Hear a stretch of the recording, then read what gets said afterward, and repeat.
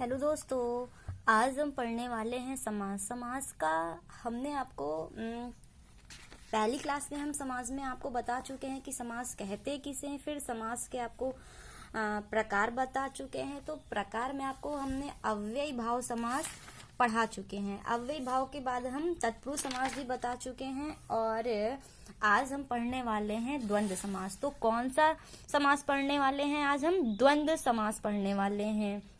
जिस समास में दोनों पद प्रधान होती, भाई द्वंद्व समास में जिस समास में दोनों पद की प्रधानता होती है, एक दूसरे के क्या होते हैं? पूरक। पूरक मतलब विलोम होते हैं। इसको अगर इजी भाषा में समझा जाए तो आसान सी भाषा में समझा जाए तो द्वंद्व समास एक दूसरे के पूरक मतलब ये एक दूसरे का विलोम होता है ज्यादातर। इसकी पहचान क्या है? इस समास में शब्द विलोम दोनों साथ साथ ही होते हैं। हमने आपको बताया ना कि द्वंद्व समास में क्या होता है? विलोम शब्द होता है ज्यादातर। तो वहां पे आपका द्वंद्व समास होता है। मतलब दोनों पद की प्रधानता होती है द्वंद्व समास में। किसी एक पद की नहीं, दोनों पद की प्रधानता होती है, जैसे कि हमने बताया है। उदाहरण तौर पे हम समझ लेते हैं। जैसे यहाँ पे लिखा है रात दिन, योजक भी साइन द्वंद्व में लगा रहता, मतलब योजक चिन्ह भी लगा रहता है। रात दिन, तो इसका हो जाएगा रात और दिन। रात और दिन ये एक दूसरे का विलोम है कि नहीं। फिर आता है पाप पुण्य, तो पाप और पुण्य। अन्न जल, तो अन्न और जल। पति पत्नी, पति और पत्नी एक दूसरे का विलोम है, पूरक है। सुबह शाम, सुबह और शाम। अहोरात्रि, दिन और रात्रि। देवासुर, देव और असुर। चराचर, चर और अचर। ठीक है, तो ये हमारा द्वंद्व हो गया। अब द्वंद्व समास के प्रकार जान लेते हैं। द्वंद्व समास कितने प्रकार के होते हैं? तो द्वंद्व समास हमारे 3 प्रकार के होते हैं। पहला इतरेत्तर द्वंद्व, दूसरा समाहार द्वंद्व, तीसरा वैकल्पिक द्वंद्व। कौन कौन सा? पहला इतरेत्तर द्वंद्व, दूसरा हमारा समाहार द्वंद्व, तीसरा हमारा वैकल्पिक द्वंद्व। कौन सा? तीसरा हमारा आ गया वैकल्पिक द्वंद्व। ठीक है, फिर हम पढ़ते हैं बहुब्री समास। बहुब्री समास में क्या है?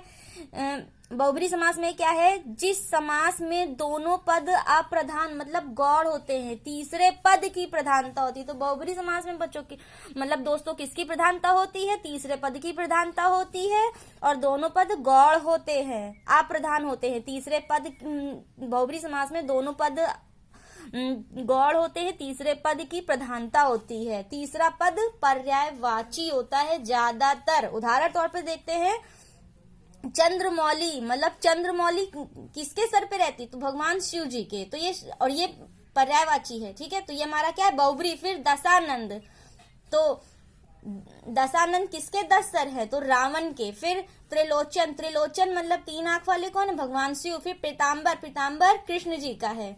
नीलांबर, नीलांबर किसका है? भगवान शिव जी और विष्णु जी। मृत्युंजय, मृत्युंजय हमारा भगवान शिव जी। और ये सब हमारा भगवान जी की पर्यायवाची आ रही ना, ये हमारा क्या है? बहुब्री। अब बहुब्री में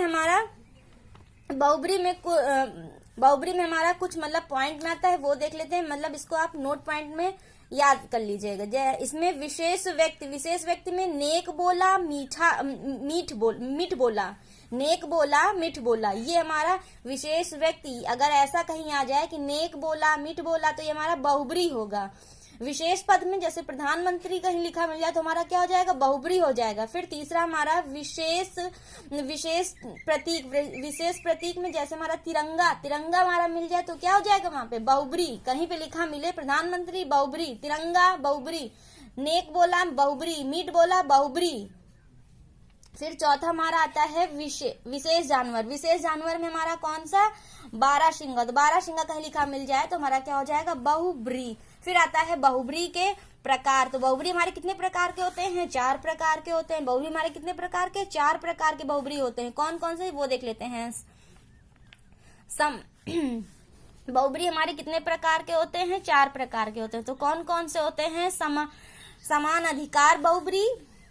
कौन कौन से? समान अधिकार बहुब्री, व्यतिकरण बहुब्री, व्याधिकरण बहुब्री, तुल्य योग बहुब्री। ठीक है, तो कौन कौन से बहुब्री हो गए? समान अधिकार बहुब्री, व्यतिकरण बहुब्री, व्याधिकरण बहुब्री, तुल्य योग बहुब्री। ये हो गया हमारे बहुब्री के प्रकार। ये चारों प्रकार आप याद कर लीजिएगा, कहीं पे मिले तो आप उस पर टिक कर दीजिएगा ऑप्शन में। फिर हमारा आता है कर्मधारय समास। कर्मधारय समास में किसकी प्रधानता होती है? उत्तर पद की प्रधानता होती है। जिस समास का पूर्व पद विशेष तथा उत्तर पद पूर्व पद क्या होता है? विशेषण, और उत्तर पद विशेष से मिलकर बना हो उसे कर्मधारय कहते हैं। पहला पद हमारा विशेषण, दूसरा पद हमारा विशेष होगा उत्तर पद, तो ये हमारा क्या हो जाएगा? कर्मधारय। पूर्व पद हमारा क्या होगा? विशेषण। उत्तर पद हमारा क्या होगा? विशेष। विशेष मतलब संज्ञा होती है। उदाहरण पे हम समझ लेते हैं, जैसे हमारा लिखा है लाल मिर्च, तो मिर्च हमारी क्या है? संज्ञा है, और लाल हमारा क्या है? विशेषण है। तो ये हमारा विशेष है, मतलब विशेष, और ये हमारा विशेषण। तो यानी लाल है जो मिर्च, ये हमारा क्या है? कर्मधारय। फिर आता है फिर हमारा आता है गुरुदेव। गुरुदेव मतलब गुरु हमारा क्या है? विशेषण, और देव क्या है? विशेष, तो गुरु रूपी देव। फिर आता है भव सागर। भव हमारा क्या है? विशेषण। सागर हमारा क्या है? विशेष, तो भव रूपी सागर। फिर आता है नील गाय। नील गाय में नीली है जो गाय, तो नील हमारा क्या है? विशेषण। विशेषण क्या है? नील, और गाय हमारा क्या है? विशेष। फिर आगे हम पढ़ते हैं द्विगु समास। द्विगु समास में क्या होता है? जिस समास का पूर्व पद क्या होता है? संख्यावाची। द्विगु समास में क्या हमने बताया था? पूर्व पद क्या होगा? संख्यावाची होगा, तथा अर्थ की दृष्टि से समूह का निर्माण करता है, उसे हम क्या कहेंगे? द्विगु समास। पहला मतलब द्विगु समास में जो हमारा पूर्व पद होगा वो संख्यावाची होगा, लेकिन अर्थ की दृष्टि से क्या होगा? वो हमारा समूह का निर्माण करेगा। उदाहरण तौर पे हम समझ लेते हैं, जैसे हमारा लिखा है सप्तऋषि। सप्तऋषि मतलब 7 ऋषियों का समूह। संख्या की दृष्टि से हमारा क्या मिल रहा है यहाँ पे? 7, तो सप्तऋषि मतलब 7 ऋषियों का समूह, ये हमारा क्या है? द्विगु। फिर आता है अष्टाध्यायी, मतलब अष्टाध्यायी, इसमें देखिए 8 मिला, तो हमारा ये द्विगु। फिर मिलता है सप्ताह। सप्ताह में हमारा 7 मिला है ना, 7 दिनों का समूह, तो ये हमारा क्या है? द्विगु। फिर नवग्रह। नवग्रह मतलब 9 ग्रहों का समूह, तो हमारा 9 क्या है? इसमें 9 मिल रहा है ना, हमारा द्विगु। फिर मिलता है हमारा त्रिभुवन, तो हमारा मिलता है त्रिभुवन, ये भी हमारा द्विगु, और त्रिभुज ये भी हमारा द्विगु। कौन सा समास? द्विगु समास है। त्रिभुज में मतलब 3 भुजाओं का समूह, भाई 3 भुजा मिलकर बन रही है ना, और त्रिभुवन तो 3 भवन मिलकर भवन बन रहा है ना, तो हमारा इसमें द्विगु समास। कौन सा? द्विगु समास। फिर आता है हमारा पंचवटी, 5 वटों का समूह। पंच हमारा क्या है? द्विगु। संख्या की दृष्टि से हमारा मिल रहा है ना, तो हमारा और समूह बना रहा है, तो हमारा ये क्या है? द्विगु समास। फिर आता है हमारा न्याय समास। ये हमारा एक नया समास है, इसको आप याद रखिएगा दोस्तों। इसमें क्या आता है कि जिस समास का पूर्व पद क्या रहेगा? नकारात्मक। न्याय का मतलब होता है नकारात्मक को बताएगा। न्याय क्या बताएगा? नकारात्मक, उसे ही न्याय समास कहते हैं, न्याय समास कहते हैं। नोट पॉइंट डाल लीजिएगा। शब्दों के आगे आ मतलब उपसर्ग लिखा रहेगा। न्याय समास में क्या रहेगा? शब्दों के आगे ही हमारा आ लिखा रहेगा। क्या लिखा रहेगा दोस्तों? आ लिखा रहेगा, तो हमारा वहां पे, और आ हमारा क्या है? अपने आप में उपसर्ग है। उपसर्ग होता है तो हमारा न्याय समास। जैसे यहाँ पे लिखा है अनाथ। अनाथ आ मतलब नहीं, तो नहीं है साथ। ठीक है, तो हमारा क्या है? न्याय समास। फिर आता है, फिर हमारा क्या होता है? अव्यय। अव्यय, आ मतलब नहीं, नहीं है व्यय, तो हमारा क्या? न्याय समास। फिर आता है अधर्म। आ मतलब नहीं, नहीं है धर्म, ये हमारा क्या? न्याय समास। मतलब ये नकारात्मक को बता रहा है ना, ये नहीं वाला। फिर आता है अन्याय। अन्याय, आ मतलब नहीं, नहीं है न्याय, ये हमारा नकारात्मक बता रहा है, ये हमारा क्या है? न्याय समास। आज दोस्तों आज की क्लास यहीं तक। समास वाला टॉपिक हमारा हो गया कंप्लीट।